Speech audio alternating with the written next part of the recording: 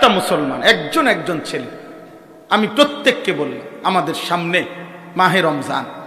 মাহে রমজান আমরা যদি এটা বুঝি, আমরা যদি এটা ভাবি যে আমাদের আখিরাত দরকার, আমাদের আল্লাহর গোলামি দরকার, আমাদের নবী সাল্লাল্লাহু আলাইহি সাল্লামের অনুসরণ দরকার, আমাদের জীবনটা নতুন করে সাজানো দরকার, তাইলে আমাদের সামনে এই সুযোগ রমজান। রমজানকে টার্গেট করে পরিবর্তন, নিজেকে বদলাবার জন্য আমরা স্বপ্ন দেখি, বলেন ইনশাআল্লাহ। এই কথাটা বলার জন্যই এই আয়াতটা পড়ছি, ইয়া আইয়ুহাল্লাযীনা আমানু কুতিবা আলাইকুমুস সিয়াম। রমজানের উপরে আপনারা আলহামদুলিল্লাহ আরো বয়ান শুনবেন, আপনাদের নিজ নিজ মসজিদের ইমাম সাহেবরা, খতিবরা বলবে। আমি লম্বা বিস্তারিত বলান, আমি শুধু এই কথাটা বলা যে আমাদের সামনে একটা সুযোগ, সামনে একটা সুযোগ আমাদের মাহে রমজান। মহান আল্লাহ পাক রব্বুল আলামিন একজন বান্দাকে এটা বলে যে বছরে 11 মাস বান্দা আমি চেয়েছি ইত্তাকুল্লাহ, আল্লাহকে ভয় করো, আল্লাহকে ভয় করো, আল্লাহকে ভয় করো, আল্লাহকে ভয় করো। আল্লাহ বলেন আচ্ছা বান্দা যাও, ঠিক আছে, 11 মাস পাত্তা দিলা না, গুরুত্ব দিলা না, ভুল করছো, ভ্রান্তি করছো, গুনাহ করেছো, এলোমেলো জীবন চালাইছো, আচ্ছা বান্দা যাও, ঠিক আছে। একটা মৌলিক কথা মনে রাখবেন, উঠেন না উঠেন না, আমি আর একটু সময়, একটা মোটা দাগের কথা মনে রাখবেন যে আল্লাহ তাআলা বান্দাকে, প্রথম কথা এটা মনে রাখতে হবে সব সময়, আল্লাহ বান্দাকে মূলত মাফ করতে চায়, জান্নাত দিতে চায়। এটা সবসময় বিশ্বাস করতে হবে। আল্লাহ চায় মাফ করে দিতে, আল্লাহ চায় জান্নাত দিতে। এজন্য কোরআনুল কারীমের সমস্ত আয়োজনের মধ্যে আল্লাহ তাআলা প্রত্যাশাটা, আশাটা আমাদেরকে বেশি দিছে, বান্দা আমি মাফ করে দেব, মাফ করে দেব, মাফ করে দেব। আসমান ছোঁয়া গুনাহ আমি মাফ করে দেব, পাহাড় পরিমাণ গুনাহ আমি মাফ করে দেব। কুল ইয়া ইবাদিয়াল্লাযীনা আসরাফু আলা আনফুসিহিম, সারা জিন্দেগীর গুনাহ, চোখের এক ফোঁটা পানি ফেললে, পিছনের গুনাহ ছেড়ে দিলে, নতুন করে ঘুরে দাঁড়াইলে, আমার ইবাদতে লাগলে, আমি আল্লাহ পিছনের 90 বছরের গুনাহ একসাথে মাফ করে দেব। একটা ছোট্ট ঘটনা আছে কিতাবে, হযরত ইউনুস আলাইহিস সালাম, নাম শুনছেন না? এই ইউনুস আলাইহিস সালাম একটা পর্যায়ে আল্লাহকে বলছিলেন, আল্লাহ আমার জাতির এগুলার কালেমা পড়বে না, হেদায়েত পাবে না, আপনি এগুলার সব দিরে ধ্বংস করে দেন। মানে ইউনুস আলাইহিস সালাম নিজের থেকে বলছিলেন। তো আল্লাহ তাআলা তখন বলছিলেন, ইউনুস ও একটু দূরে একটা লোক মাটি দিয়া মাটির পাতিল বানাইতেছে, অনেকগুলো বানাইয়া রাখছে, কুমার তুমি তার কাছে একটু যাও। তো গেছে, গিয়া আল্লাহ তাআলা বলছে, ইউনুস তুমি ওই লোকটারে একটা বলো একটা বার যে আপনার যে হাতে বানানো, নিজের হাতে বানানো মাটির এই পাতিল, যেগুলা মাটি দিয়া বানাইছেন, একটা পাতিল ভাঙ্গা ফেলেন। তো ইউনুস আলাইহিস সালাম এটা বলছে, লোকটা বলছে আপনি কি বললেন, এটা আমার এত কষ্টে নিজের হাতে বানানো মাটির পাতিল, আমি এটা ভাঙবো কেন? আমি কেন ভাঙবো আমার হাতে গড়া পাতিল? ইউনুস আলাইহিস সালাম আল্লাহকে বলছে, আল্লাহ ও তো বলতেছে তার নিজের হাতে গড়া পাতিল সে ভাঙবে না। মহান আল্লাহ পাক বললেন, ইউনুস তাইলে এক কুমার যদি তার হাতে গড়া মাটির পাতিল ভাঙতে না চায়, 9 মাস মায়ের জরায়ুর মধ্যে আমি আল্লাহ আমার যে বান্দাকে নিজ হাতে বানাইছিলাম, আমি যাকে মাটি থেকে, বীর্যের ফোঁটা থেকে জমাট রক্তে, গোশতের টুকরা, হাড্ডির খাঁচা, এই দেহের চোখ, নাক, কান, অঙ্গ প্রত্যঙ্গ দিয়ে যাকে আমি নিজ হাতে সাজাইছি, আমার সেই বান্দা আমি নিজের হাতে কেমনে ধ্বংস করে দেব? ও যদি মাটির একটা পাতিল ভাঙতে না চায়, আমার বান্দা আমি ধ্বংস করব কেন? ওরে আমি বানাইছি না, ওরে আমি জাহান্নাম দেব কেন? নব্বি ইবাদি আন্নী আনাল গফুরুর রহিম। আল্লাহ বলে, বন্ধু আপনি বলে দেন আমার বান্দাদেরকে, আন্নী আনাল গফুরুর রহিম, আমি প্রচন্ড বেশি ক্ষমাশীল, দয়াবান। পরে শুধু আসতে বলেন, আমার বান্দাকে আমার দিকে ফিরতে বলেন। বান্দা যদি আসে 1 বিঘত, আমি আল্লাহর রহমত মাগফিরাত নিয়ে আসবো 1 হাত। সে যদি আসে 1 হাত, আমি আসবো 2 হাত। আমার বান্দা আসবে গুনাহ নিয়ে, আমার কাছে মাফ চাইতে আসবে হাঁটতে হাঁটতে, আমি রব্বুল আলামিন রহমত মাগফিরাত নিয়ে আসবো দৌড়তে দৌড়তে। ইন আতাইতানি লাইলান আতাইতুকা লাইলা, হাদিসে কুদসিতে আছে আল্লাহ বলে বান্দা গুনাহ নিয়ে যদি রাত গভীরে তুমি আসো, আমি আল্লাহ ওয়াদা দিলাম মাগফিরাত নিয়ে আমি রাত গভীরেই আসব। তুমি আসবে যখন আমি আসব তখন, তুমি বলবে যখন আমি বলবো তখন। বান্দা জমিন থেকে একবার যখন বলে আল্লাহ, আরশ আজিমের মালিক সাথে সাথে বলে লাব্বাইক ইয়া আবদি। বল না বান্দা আমি আছি তো, বল বল না বান্দা কি হইছে, বল কি চাইবো বান্দা বলো, কি লাগবে বান্দা বলো, সব প্রয়োজন আমি পূরণ করব, সব চাওয়া আমি পূরণ করব, বলো না বান্দা।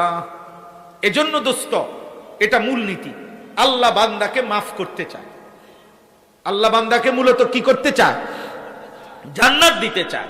এই জন্য আল্লাহ বলে বান্দা ঠিক আছে 11 মাসও যখন গুরুত্ব দিলা না, তো এইবার একটা মাস বাদ দাও, সব বাদ দাও, একটা মাস আইয়ামাম মাদুদাত, গুনা দিন, গুনা দিন মানে গয়না একের তুমি গয়না নিবা, গয়না 30 দিন অথবা 29 দিন, একের তুমি গয়না রাখো 31 দিন লাগবে না, 32 দিনে যাব না, তা সাফ কথা 30 বা 29 দিন, এক গুনাহ 30 দিন তুমি মাহে রমজান আমার কথাটা একটু শুনবা, গুনাহটা ছেড়ে দিবা, আমার ইবাদত আমার বন্দিগির মধ্যে তুমি ডুবে যাইবা, লিপ্ত হইবা 30টা দিন অথবা 29 দিন।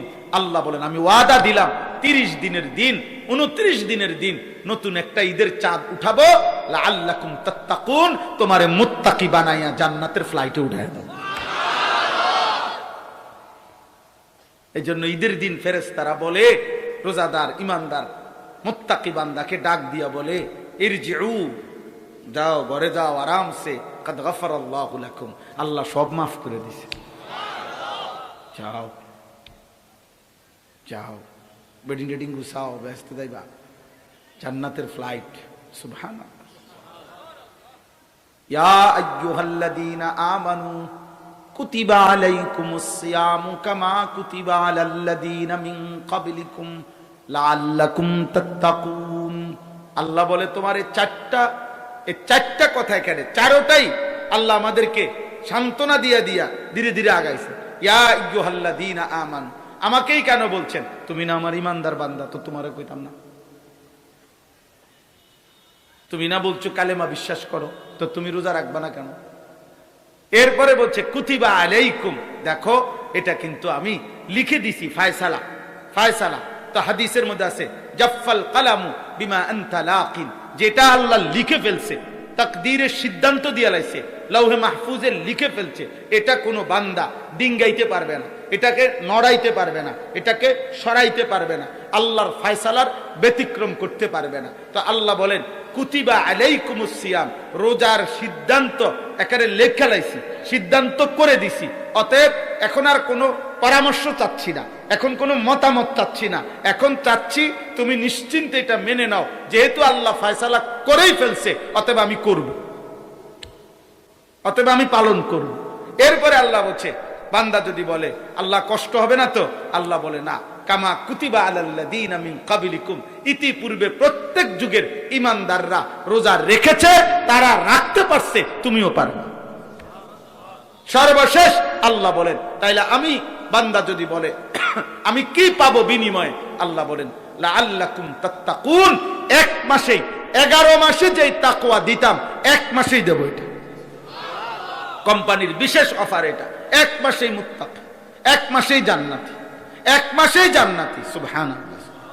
অতএব আপনাদের কাছে অনুরোধ, আমরা এই দোয়ার পূর্ব মুহূর্তে এই 5-7 মিনিট পূর্বে আবারও আপনাদের সমস্ত ছেলেদের কাছে, বাবাদের কাছে, ভাইদের কাছে, পর্দার আড়ালের মা বোনের কাছে, দোস্ত আমার, মা আমার, বোন আমার, ভাই আমার, বন্ধু আমার, কিশোর আমার, নওজোয়ান আমার, সবার কাছে অনুরোধ, চলেন রমজানকে সামনে রেখে নিজেকে পরিবর্তনের স্বপ্ন দেখি।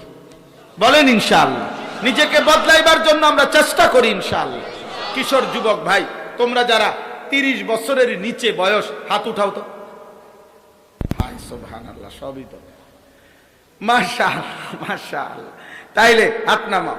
তোমাদের কাছে আব্বা আমার আবদার, তোমরা ফজরের নামাজ জামাতের সাথে পড়ো। ফজরের নামাজ মারাত্মক পাওয়ারফুল নামাজ, অ্যাটম। মানে ফজরের নামাজ শক্তি, ফজরের নামাজে ভীষণ শক্তি। কি শক্তি? আসাদ্দু ওয়াতআন, এক নাম্বার হলো মনের হারাম চাহিদা, মনের খারাপ চাহিদা দমনের জন্য সবচেয়ে কার্যকর সময় ফজরের নামাজ। ওয়া আকওয়ামু কিলা, আল্লাহর সাথে একান্তে কথা বলার সবচেয়ে উত্তম সময় ফজরের নামাজ। এজন্য রাত্রি জেগে তাহাজ্জুদ এবং ফজর এই দুই নামাজের সাংঘাতিক ফজিলত আল্লাহ তৌফিক দান করে। দ্বিতীয় কথা হলো চোখের হেফাজত করো, নারী দেখো না, অশ্লীল ছবি দেখো না, যত্র তত্র সারাক্ষণ।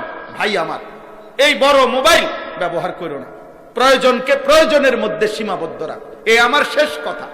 প্রয়োজন, বড় মোবাইলের বহু কাজ আছে, চাকরি, ব্যবসা, পড়ালেখা লাগতেই পারে, ঠিক আছে। আমার গাড়ি তো বড় বড় মোবাইল আছে, আমার গাড়ি তো আছে। সারা পৃথিবী থেকে বাংলা ভাষাভাষী অগণিত মানুষ আমার কাছে বিভিন্ন কথা জানতে চায়, পাঠায়, হোয়াটসঅ্যাপে মেসেজ পাঠায়। অনেক যুবক, শত শত যুবকের সাথে আমাদের সম্পৃক্ততা আছে, তাদের বিভিন্ন হালাত শুনি, কথা শুনি, বিভিন্ন কথার উত্তর দেই। তো এগুলো আমার দুইজন শিক্ষক আছে, আমার ছাত্র, ওদের হোয়াটসঅ্যাপ গ্রুপ করে দিছি। সারা বাংলাদেশের শত শত যুবক ওই গ্রুপের সাথে অ্যাড আছে, ওরা কথা বলে, আমি এগুলো অবসর টাইমে শুনি, যেখানে যে দুর্বলা দরকার পরামর্শ দেই, ওরা উত্তর দেয়। তো এই সব মিলাইয়া ব্যক্তিগত যার যার জায়গায় কাজ আছে, কাজকে কাজের মধ্যে রাখো, কিন্তু রাত নাই দিন নাই সারাক্ষণ এই মোবাইলটা নিয়ে পড়ে থাকা।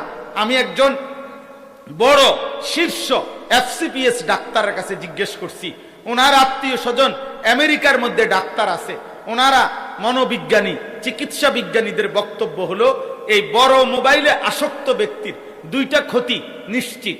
এক, সে মানসিক ভারসাম্যহীন হয়ে পড়বে, অর্থাৎ তার মানসিক ভারসাম্য, এটা উচিত না অনুচিত, এটা হালাল না হারাম, এটা ভালো না মন্দ, এই পার্থক্য শক্তি ধীরে ধীরে লোপ পায় এই মোবাইল আসক্ত ব্যক্তি।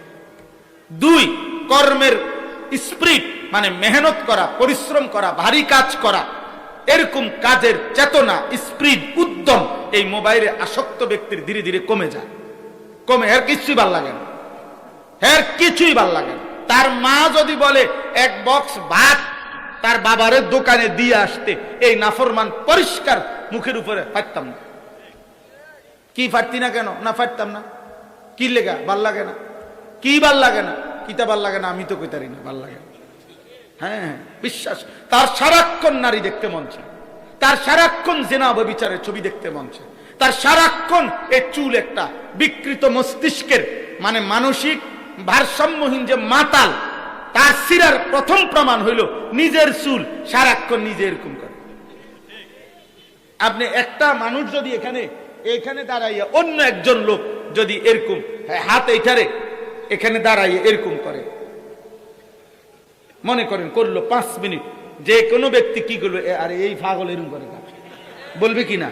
তো তুমি পাগল, চুলিটার এরকম করো কা? তোমার মাথার তার সিরা না, তো তুমি এটা এরকম করো কেন? তোমার বিবেক কি বলে? বুঝি একটা পুরুষ, একটা যুবক, একটা বয়স, এমন জওয়ানি কাল, তোমারে বুঝি একটা কাম দিছে, এইটা চুলিটার এরকম করো? পাগল। তুমি কত নারী দেখবা? তোমার কত ছবি দেখা দরকার? এত উলঙ্গ নারী দেখে তুমি করবাটা কি? একজন পুরুষের তো এত মহিলা দরকার নেই। আর যেই চাহিদা আল্লাহ দিয়েছেন সেটা তো পূরণের ব্যবস্থা আল্লাহ রাখছেন। খাবারের চাহিদা, পেটের ভোগ কে দিয়েছে? তো খাবারের ব্যবস্থা নাই। পানির চাহিদা, তৃষ্ণা কে দিয়েছে? তো পানির ব্যবস্থা নাই।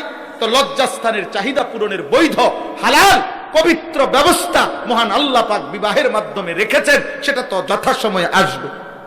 তুমি অপেক্ষা করো। এখন যারা ক্লাস 8-এ পড়ো, তারা এই বছর SSC পরীক্ষা দিয়ে লাও। কথা বলে না। এই বছর যারা SSC উঠছ, তোমরা এবার অনার্স 4th ইয়ার পরীক্ষাটা দিয়ে লাও। সম্ভব? কি করতে হবে?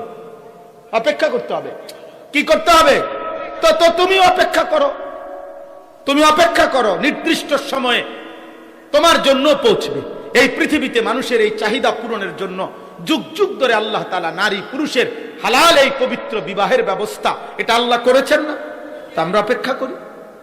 আল্লাহ তৌফিক দান করে, আল্লাহ কবুল করে নেন। ভাইয়া, কোনোভাবে ইউরোপিয়ান কাফের বেঈমানদের তাদের মেশিন দেখো না, যন্ত্রপাতি, মেশিন, প্রযুক্তি না, তাদের আখলাক দেখো, তাদের চরিত্র দেখো, তাদের জীবন চলা দেখো, তাদের নারী পুরুষের অবাধ মেলামেশা দেখো, তখন বুঝবা যে তাদের নীতি নৈতিকতা কোথায়। আল্লাহ আমাদেরকে হেফাজত করে। অতএব আমরা ইনশাআল্লাহ সমস্ত যুবক ভাই চেষ্টা করব নিজেদের চোখ হেফাজত করতে। বলেন ইনশাআল্লাহ।